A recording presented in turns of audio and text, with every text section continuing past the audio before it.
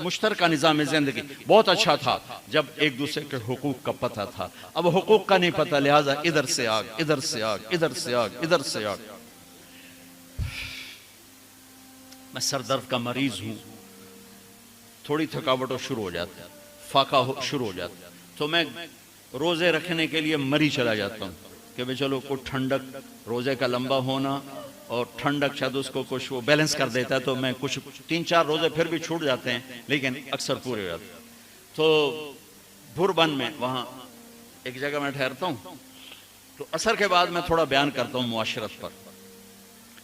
तो पहली दफा जब मैं वहां ठहरा तो 8वें दिन इमाम मस्जिद की बीवी आई हमारे पास, मेरी बेगम के पास, कि जी बेगम साहब, मैंने आपका और मौलाना का शुक्रिया अदा करना है कि आज मेरी जिंदगी का पहला हफ्ता है मेरे खामिद ने मुझे मारा नहीं।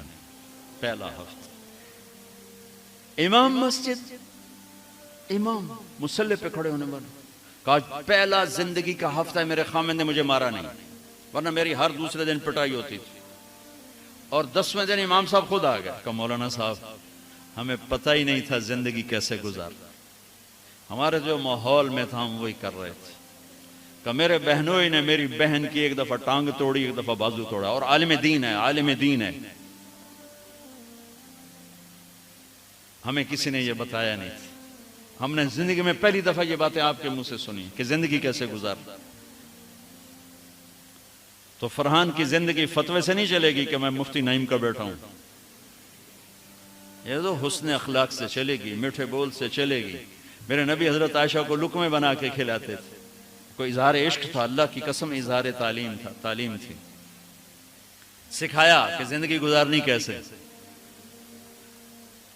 उनको आटा गूंद के देते थे, चूंकि अभी शुरू में उनको आटा गूंदना नहीं आता था, तो आटा गूंद के देते थे। और अरब बड़ी बड़ी बोटियां पकाते थे, तो हजरत आयशा बोटी उठा के ऐसे नोचती और फिर रख देती। तो अल्लाह के नबी बोटी उठाकर जहां से हजरत आयशा ने नोचा होता था वहां से नोच नोच के दिखा के खाते थे। मेरे रब की कसम इजहार ये हमें तालीम दी है कि जिंदगी कैसे गुजारनी। फिर बड़े बड़े प्याले होते थे पानी पीने के, छोटे गिलास नहीं, छोटा गिलास तो बुखल की निशानी, अब तो और छोटे हो गए कि कप को गिलास बना दिया। मेरे बचपन में मुझे याद है इतना बड़ा गिलास होता था, और डेरे में जितने मेहमान होते थे, कच्ची सड़कें होती थी, मेहमान को हमारे रिश्तेदार या दोस्त नहीं, राहगीर मुसाफिर होते थे, हर मेहमान को दूध पिलाया जाता था रात को। चूंकि जानवर ज्यादा होते थे तो हमारा इकराम ज्यादा से ज्यादा यही होता था, तो हम सारे मेहमानों को दूध पिलाते थे।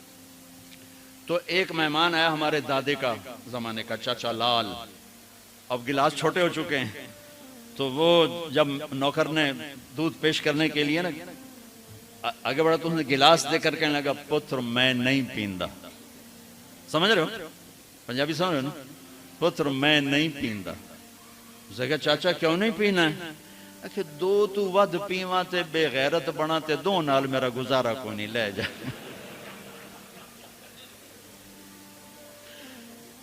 तो बुखल का जमाना आ गया, छोटे छोटे गिलासी आ गए। तो बड़े बड़े गिलास होते थे, तो अम्मा आयशा रज़ी पानी पी रहे हैं, रख दिया। मेरे नबी उठाकर जहां हजरत आयशा के होंठ लगे होते थे वहां होंठ रख के पानी पीते थे। सिर्फ तालीम। जिस हस्ती ने अल्लाह को आंखों से देख लिया हो उसको किसी चीज की रग़बत हो सकती है? जन्नत भूल जाएगी जब अल्लाह अपना दीदार कराएंगे, अब पर्दा पोशी फरमाएंगे तो कहेंगे या अल्लाह जन्नत नहीं चाहिए, तू चाहिए, बस तुझे देखते रहें, बैठे रहें तसव्वुर जाना किए हुए अज लज्जत दीदार खुसरो च तमा गुफ्तन सर दादन जान दादन ना दीदा रुख यारे। अमीर खुसरो कह रहे हैं कि या अल्लाह बिन देखे तेरे लिए लोग सूलियों पे चढ़ गए, औरों से चिर गए, छुरों से कट गए, बिन देखे तेरे इश्क में जब तुझे देखेंगे तो क्या हाल होगा। अज लज्जत दीदारश खुसरो च तमा गुफ्तन सरदादन जादादन नादीदा रुखयार। तो जिस हस्ती ने अल्लाह को देखा हो उनके लिए औरतों की क्या क्या क्या रग़बत है, ये सिर्फ सिखाना। एक हदीस सुना दे, मा तज़व्वजतु व मा ज़व्वजतु इल्ला बिवहयिन मिनस समा नज़ल बिही जिब्रील। लोगों मैंने जहां शादी की, मैंने जहां बेटी दी, पहले आसमान से वही आई, फिर मैंने कदम उठाया। अल्लाह की कसम हमें सिखाने के लिए थी, हमें सिखाने के लिए। हाँ हाँ, सफर से वापसी हो रही है, ठीक है। आपने साहबा से कहा चलो भाई तेज हो जाओ, वो सारे तेज हो गए, यहाँ तक के नजरों से गायब हो गए, ठीक। तो अब कौन रह गए? अम्मा आयशा और मेरे नबी। तो अम्मा आयशा नहीं, मेरे नबी ने कहा आयशा दौड़ लगाएं, दौड़ लगाएं, लगाएं। अल्लाहू अकबर, मुफ्ती नईम का इतना बड़ा पेड़, ये दौड़ लगाएगा बेगम के साथ? और मौला मंजूर मैंगल का उससे भी बड़ा हो गया, ये लगाएंगे?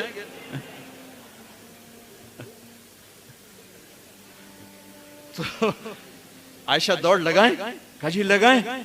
तो हज़रत आयशा फरमाती मैं आगे निकल गई लेकिन अभी पीछे रह। फिर कुछ अरसा गुजर गया, कई साल गुजर गए, फिर एक सफर से वापसी हो रही, आपने कहा हाँ भाई आगे जाओ, वो सारे आगे जाके उछल हो गए। आपने कहा आयशा दौड़ लगाएं, कहा जी लगाएं। तो कहा उन दिनों में मोटी हो गई, तबद्दंत का लफ्ज मुझे याद है, कहा मैं मोटी हो गई। तो जब दौड़ लगाई तो लेकिन अभी आगे निकल गए, तो आपने कहा आयशा हादिही बितिल का, तू मैं बराबर हो। अल्लाह की कसम जिंदगी समझाने के लिए।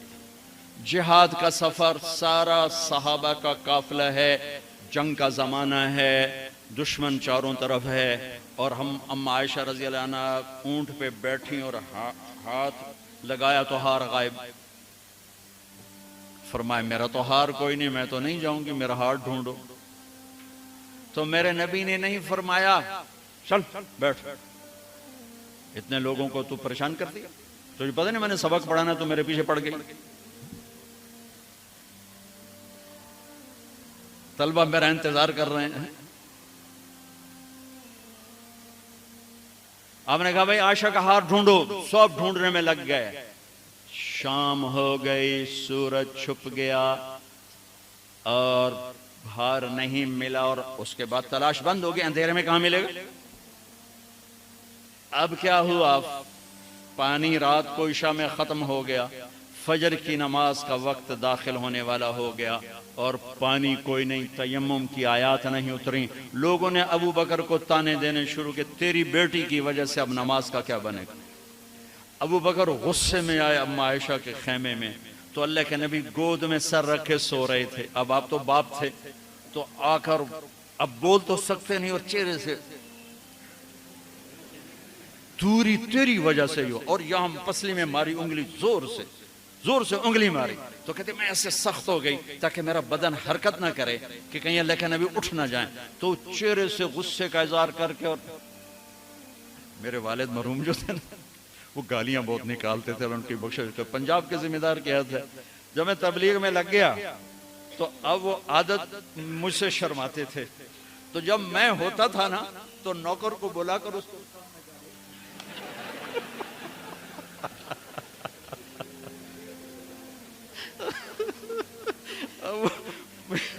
जवानी की आदत बुढ़ापे में तो जा नहीं सकती थी, तो फिर आहिस्ता आहिस्ता गालियां निकाल अपना कोटा पूरा कर लेते थे।